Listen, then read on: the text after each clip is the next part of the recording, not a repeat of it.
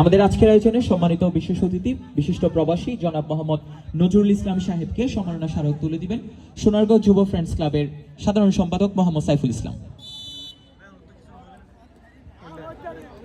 না নাই তারা ওই আল্লাহ বাংলা দিব না না না